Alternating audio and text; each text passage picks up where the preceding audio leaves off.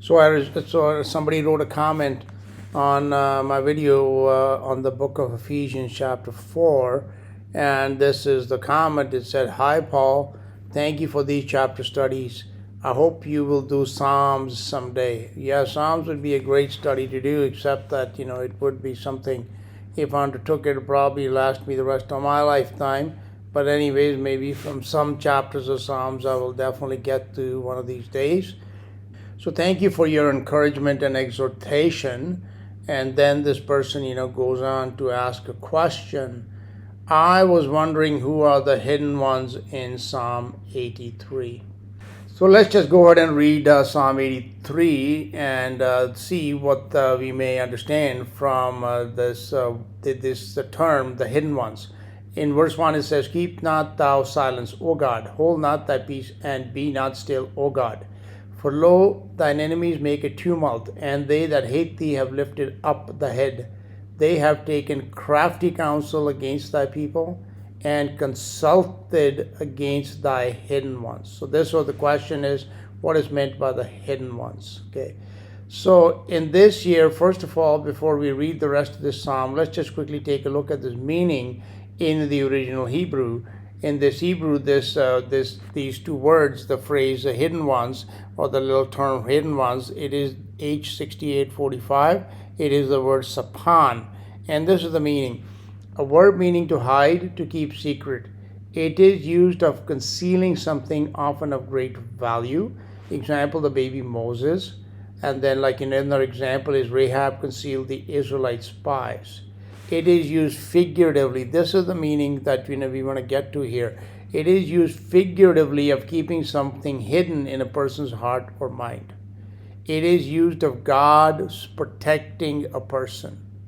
It refers to something hidden, stored up. As a noun, this is the meaning, okay? Here we go. This is what is the real meaning of the word hidden ones. As a noun, that means it's referring to some people. It means God's treasured people. Okay. Brown Driver Biggs, his dictionary says to hide, to treasure, or store up. So essentially, this is how we read Psalm 83:3. They have taken crafty counsel against thy people. So he is talking about the people of Israel, and consulted against thy treasured ones. Who was God's treasure? It was Israel. How do we know that this whole psalm is about people? It's about some men and women that are here on the earth, not about some kind of secret, angels or some spirit beings or something from a different world or from heaven. How do we know that? Because here is said right there, right? In verse 3, they have taken crafty counsel against thy people. So where were God's people? They were on earth, on the nation of Israel.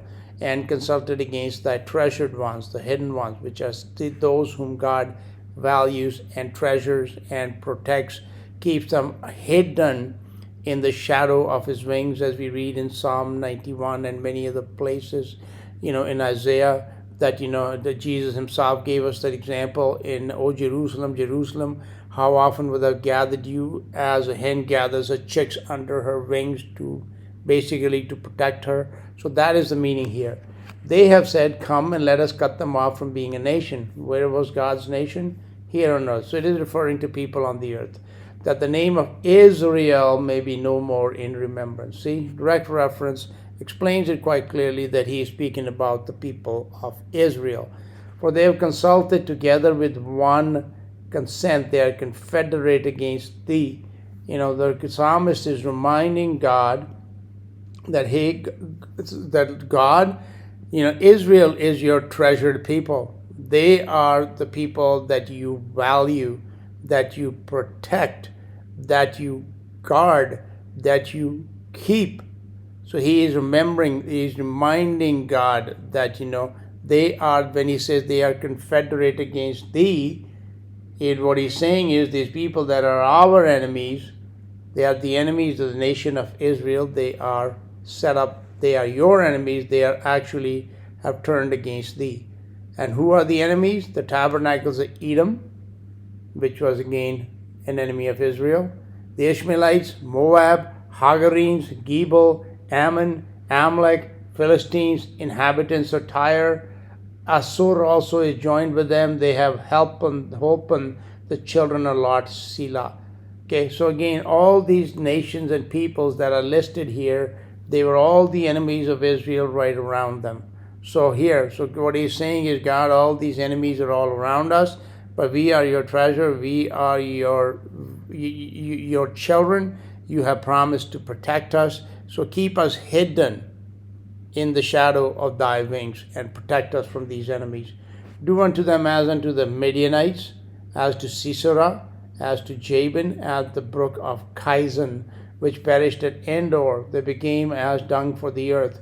Make their nobles like Oreb and like Zeb, yea, all their princes as Zebah and as Zalmunna, who said, let us take to ourselves the houses of God in possession. So where were these houses of God? They are the houses of the people of God in the nation of Israel, in the Middle East. That's where they were. And they were crying out to God that all these enemies are all around them.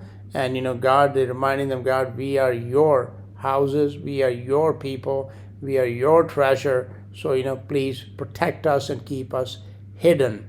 And in verse 13, oh my God, make them like a wheel, as the stubble before the wind, as the fire burns the wood, and as the flame sets the mountains on fire. So persecute them with thy tempest, and make them afraid with thy storm.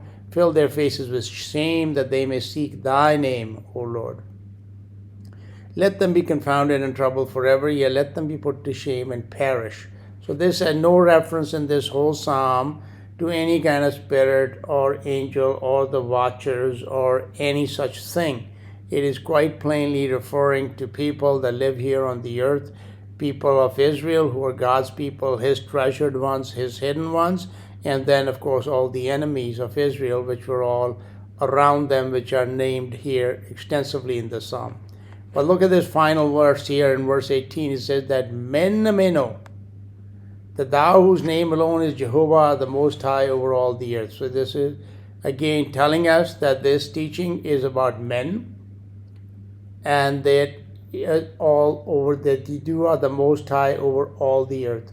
That this is referring to men that live on the earth.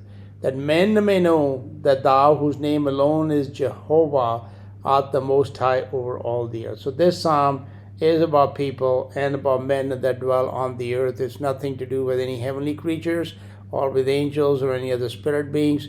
That is the meaning of 83:3. They have taken crafty counsel against thy people, flesh and blood people that were right here on the earth, and consulted against the hidden ones, thy treasured people, thy children, thy sons and daughters, thy priests, and thy servants that dwell right here on the earth. Okay, so that's how I read it here. That this reference to the hidden ones. It is not necessarily anything to do with any kind of spirit beings. It is only to do with the physical flesh and blood children of God, the children of Israel that were here on the earth at that time.